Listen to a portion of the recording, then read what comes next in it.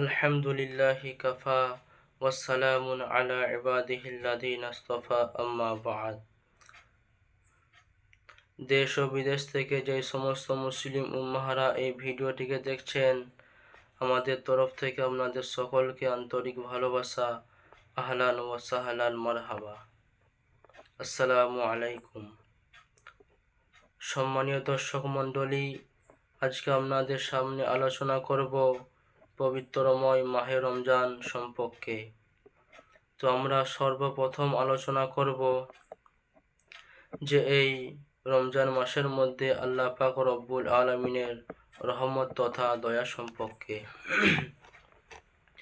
হযরতে আবু হুরায়রা রাদিয়াল্লাহু তাআলা আনহু তিনি বলেন যে হুজুরে পাক সাল্লাল্লাহু আলাইহি ওয়াসাল্লাম তিনি বলেছেন, পবিত্রময় রমজান মাসের মধ্যে আল্লাহ পাক রব্বুল আলামিন তিনি আসমান সমূহের দরজাকে তিনি খুলে দেন। এবং আরেকের আয়াতের মধ্যে বলা হয়েছে যে পবিত্রময় মাহে রমজান মাসে আল্লাহ পাক রব্বুল আলামিন তিনি জান্নাত সমূহের দরজাকে খুলে দেন এবং তিনি জাহান্নাম সমূহের দরজাকে বন্ধ করে দেন এবং তিনি শয়তানকে তিনি কয়েদ করে নেন, তিনি বন্দী করে নেন।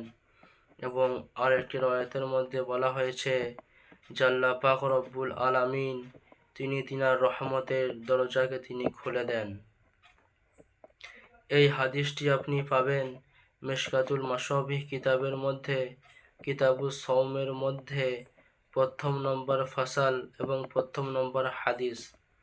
এই হাদিসটি নকল করেছেন ইমাম বুখারী এবং ইমাম মুসলিম। তো এই হাদিস দ্বারা আমরা বুঝতে পারি যে পবিত্রময় মাহে রমজান মাসের মধ্যে আল্লাহ পাক রব্বুল আলামিনের এই 5টি রহমত বান্দাদের ওপর থাকে। এরপর আমরা আলোচনা করব যে রোজা, যে সমস্ত মানুষেরা রোজা রাখবে, রোজা রাখনেওয়ালার জন্য একটি খাস মাকাম আল্লাহ পাক রব্বুল আলামিন তিনি দান করবেন। হযরত সাহল বিন সাদ রাদিয়াল্লাহু তাআলা আনহু তিনি বলেন যে হুজুরে পাক সাল্লাল্লাহু আলাইহি ওয়াসাল্লাম তিনি বলেছেন যে জান্নাতের মধ্যে 8টি দরজা আছে এবং ওই 8টি দরজার মধ্যে একটি দরজার নাম হচ্ছে রায়্যান, এবং ওই রায়্যান নামক দরজা দিয়ে আল্লাহ পাক রব্বুল আলামিন তিনি রোজা রাখনেওয়ালাদেরকে তিনি জান্নাতের মধ্যে প্রবেশ করাবেন। সুবহানাল্লাহ। এই হাদিসটি আপনি পাবেন মিশকাতুল মাসাবিহ কিতাবের মধ্যে, কিতাবুস সাওমের মধ্যে প্রথম ফাসাল এবং দ্বিতীয় নম্বর হাদিস। এই হাদিসটিকে ইমাম বুখারী এবং ইমাম মুসলিম নকল করেছেন।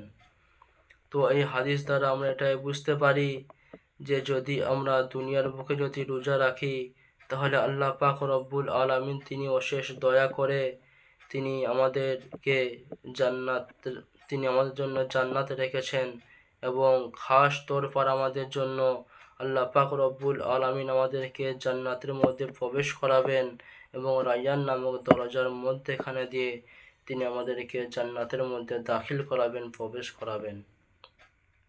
এরপর আমরা আলোচনা করব যে কালামুল্লাহ শরীফ থেকে আল্লাহ পাক রব্বুল আলামিন তিনি আমাদের ওপর রোজাকে ফরজ করে দিয়েছেন।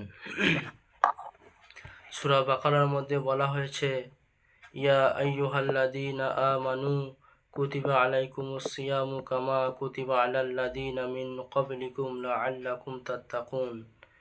আল্লাহ পাক রব্বুল আলামিন তিনি বলেন, হে ঈমানদারগণেরা তোমরা শোনো, যারা তোমরা আমার প্রতি ঈমান আনয়ন করেছো।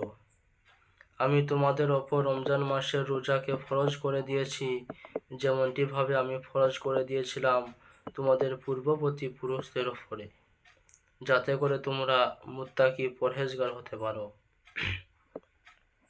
তো এই আয়াত থেকে আমরা এটাই বুঝতে পারি যে আল্লাহ পাক রব্বুল আলামিন তিনি আমাদের ওপরে রমজান মাসের রোজাকে তিনি ফরজ করে দিয়েছেন। আর এই রোজাকে যদি আমরা কোনো বিনা অজরে যদি ছেড়ে দিই, তাহলে তার খেসারত আমাদেরকে আল্লাহ পাক রব্বুল আলামিনের কাছে দিতে হবে। এই রোজাকে কোনো যদি আমরা গাফলতি করে কোনো অজর দ্বারা যদি এই রোজাকে আমরা ছেড়ে দিই, তাহলে এর পরিণাম বড় ভয়াবহ হবে। এর খেসারত আমাদেরকে আল্লাহ পাক রব্বুল আলামিনের কাছে একদিন দিতে হবে। তাই সর্বশেষ আল্লাহ পাক রব্বুল আলামিনের কাছে এটাই আমরা আবেদন করি যে আল্লাহ পাক রব্বুল আলামিন তিনি আমাদের সবাইকে যেন পবিত্রময় মাহে রমজান মাসের মধ্যে রোজা রাখার তৌফিক দান করেন। আমিন সুম্মা আমিন।